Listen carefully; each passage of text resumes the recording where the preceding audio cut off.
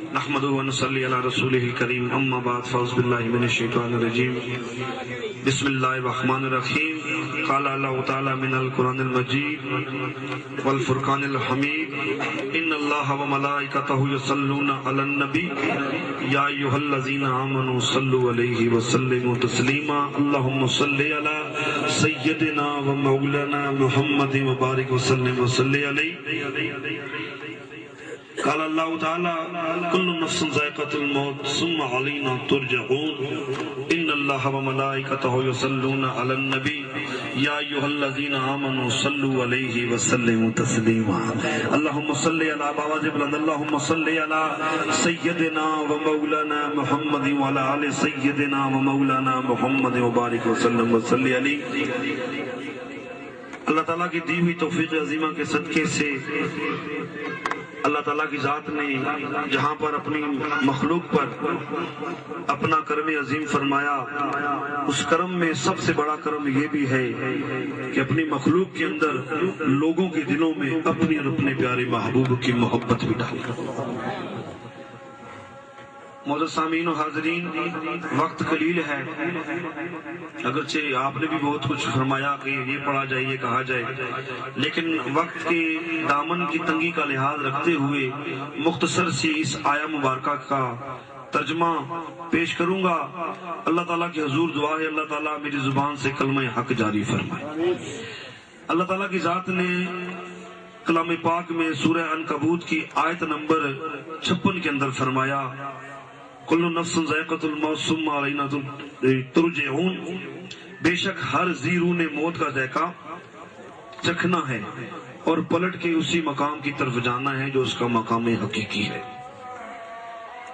آج آپ احباب احصال ثواب کی محفل میں اکٹھے ہیں۔ اللہ تعالیٰ کی ذات نے اپنے بندے کے ساتھ نہ صرف اس دنیا میں بلکہ دنیا سے جانے کے بعد بھی تعلق کو قائم اور پختہ رکھا ہے۔ اللہ تعالیٰ کی ذات فرماتی ہے کہ ہر ذی روح نے موت کا ذائقہ چکھنا ہے، ہر ذی روح نے موت کا ذائقہ چکھنا ہے۔ ہم اپنی زبان میں اپنی اصطلاحات میں چکھنے سے مراد کیا سمجھتے ہیں؟ آپ کوئی چیز کھا لیں، اس کا ذائقہ آپ کے منہ میں ہوگا اور اس ذائقے کو ختم کرنے کے لیے پانی کی کرلی کافی ہے۔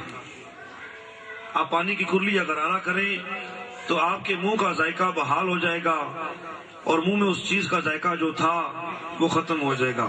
بھلا موت کی کیا اوقات انسان جیسی حقیقت کو مٹا ڈالے؟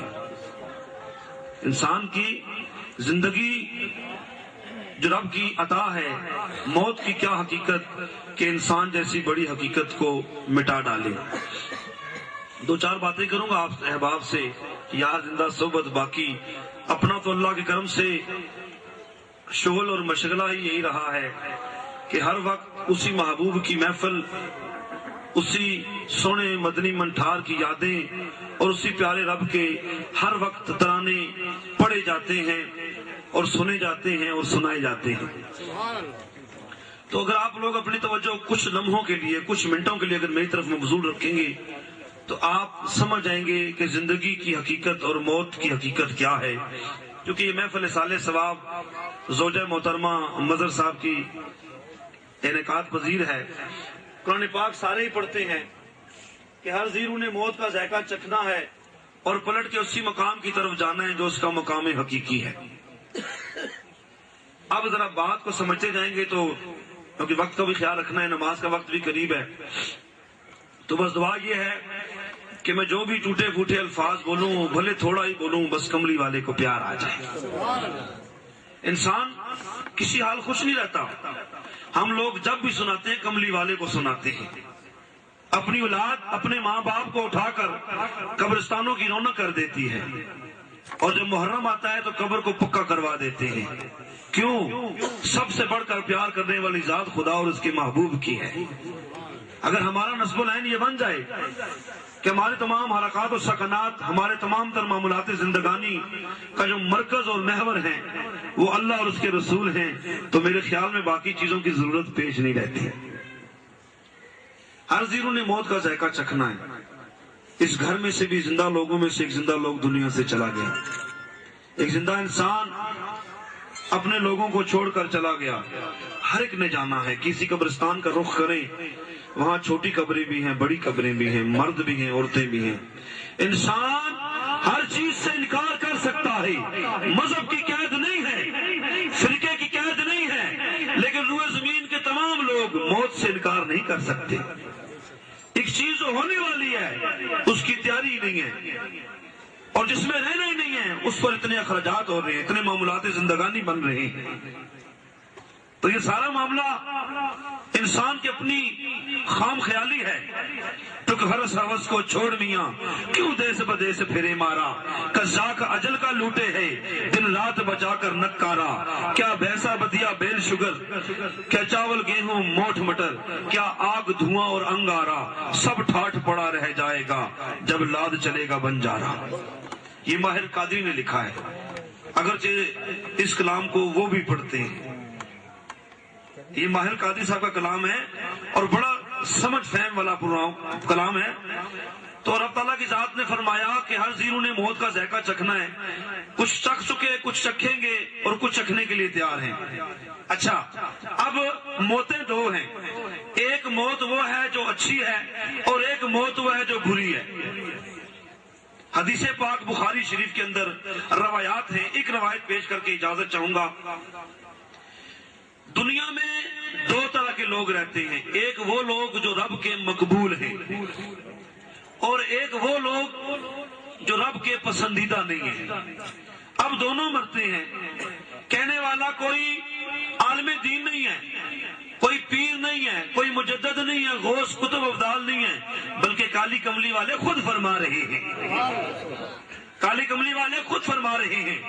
کہتے ہیں, صحابہ کو بتاتے ہیں کہ اے میرے صحابہ, موتوں کی شکلیں دو ہیں اور زندگی کی بھی شکلیں دو ہیں. حضور, موت کی شکلیں دو کیسی ہیں؟ کہا, ایک موت وہ جو اچھی ہے اور ایک موت وہ جو بری ہے. کہا, حضور اس بات کی طرف ہماری اور توجہ جانا چاہتی ہے, آپ نظر کرم فرمائیں. میرے کریم نے فرمایا, جب اللہ تعالیٰ کی ذات اپنے کسی مقبول بندے کی روح کو قابض کرتی ہے تو فرشتے کیا کرتے ہیں؟ فرشتے اس روح کو لے کر سیدھا مولا کی بارگاہ میں چلے جاتے ہیں. باقی لوگوں کی روح نکلے تو عالم برزخ کی طرف رخ کرتی ہے, لیکن جو اللہ والوں کی روح ہے وہ نکل کر سیدھی رب کے حضور رجوع کرتی ہے.